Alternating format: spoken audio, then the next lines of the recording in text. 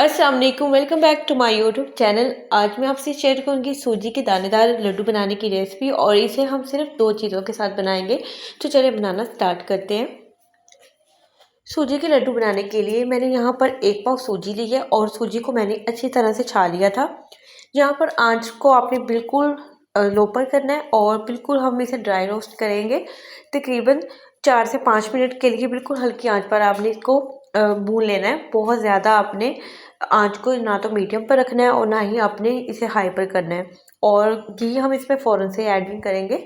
तो ये लड्डू जो है सूजी के बहुत ही ज़बरदस्त बनते हैं। आप इसे 1 से 2 हफ्ते के लिए भी बनाकर आप इसे सेव कर सकते हैं और इज़िली आप इसे डेली बेसिस पे खा सकते हैं। तो ये बहुत ही एनर्जेटिक होते हैं और आपको पता है कि सूजी जो है वो आपके दिमाग के लिए भी बहुत अच्छी होती है।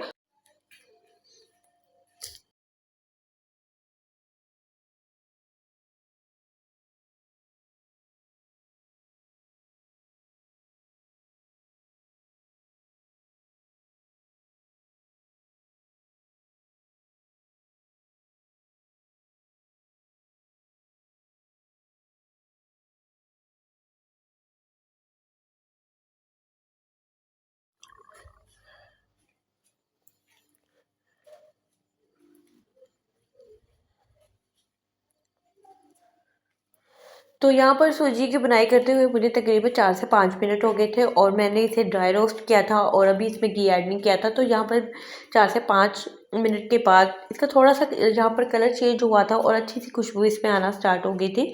तो यहाँ पर मैंने 4 टेबल स्पून इसमें घी ऐड किया है और मैंने यहाँ पर देसी घी लिया है। आप चाहे तो नॉर्मल जो घी आप डेली बेसिस पे यूज़ करते हैं आप वो भी इस पर ऐड कर सकते हैं।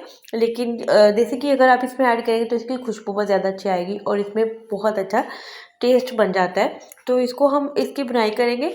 बहुत ज़्यादा इसमें घी ऐड करने की ज़रूरत नहीं है। सिर्फ 4 टेबल स्पून मैंने यहाँ पर ऐड किया। 1 पाव सूजी है और हमें इसकी बुनाई तब तक करनी है जब तक एक अच्छी सी इस पर खुशबू आना स्टार्ट नहीं हो जाती। और इसका थोड़ा सा हमें कलर चेंज करना है लेकिन बहुत ज़्यादा हमें इसे ओवर कुक नहीं करना।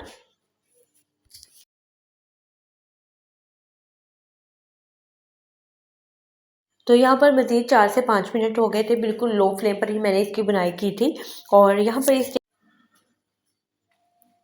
यहाँ पर मैंने तकरीबन आधा कप यहाँ पर दूध दिया था।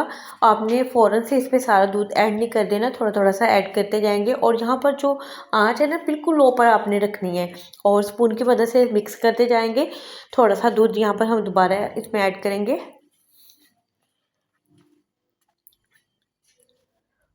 और इसी तरह से मिक्स करते जाएँगे। बहुत ज़्यादा हमने इसे इसका बैटर पतला नहीं कर लेना। बिल्कुल हमें इसको इस तरह से हमने इसमें ऐड करते जाना है कि थोड़ा-सा हमारा जो हलवा है वो सिमट जाए।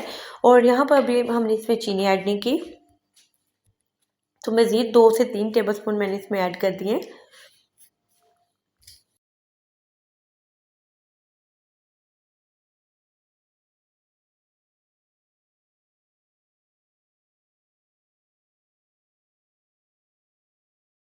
तो बस यहाँ पर फ्लेम को आपने ऑफ कर देना है और चाहे तो आप चूल्हे से इसे उतार लें।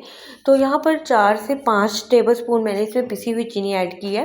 1 पाव सूजी थी और 1 पाव सूजी में 4 से 5 टेबल स्पून अगर आप पिसी हुई चीनी डालते हैं तो परफेक्ट बहुत ही ज़बरदस्त सा हल्का सा टेस्ट इसमें आ जाता है। चीनी का बहुत ज़्यादा मतलब नॉर्मल होता है बहुत ज़्यादा। अगर आप थोड़ा सा ज़्यादा खाना पसंद करते हैं तो आप थोड़ा सा इसमें ज़्यादा भी ऐड कर सकते हैं। क्योंकि हम इसमें पानी ऐड नहीं कर रहे तो 4 से 5 जो टेबल स्पून हम इसमें ऐड करेंगे ना वो लड्डू हमने बनाने तो उसमें परफेक्ट रहेगी।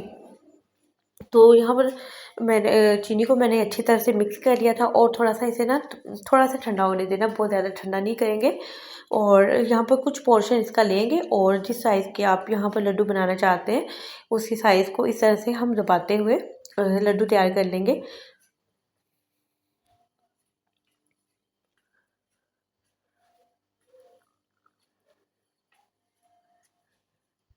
अगर आप मीडियम साइज़ के बनाएँगे तो 7 से 8 ईज़िली बन जाएँगे, लेकिन अगर आप थोड़े से बड़े बनाना चाहते हैं तो मैंने यहाँ पर 4 बड़े साइज़ के लड्डू बनाए थे।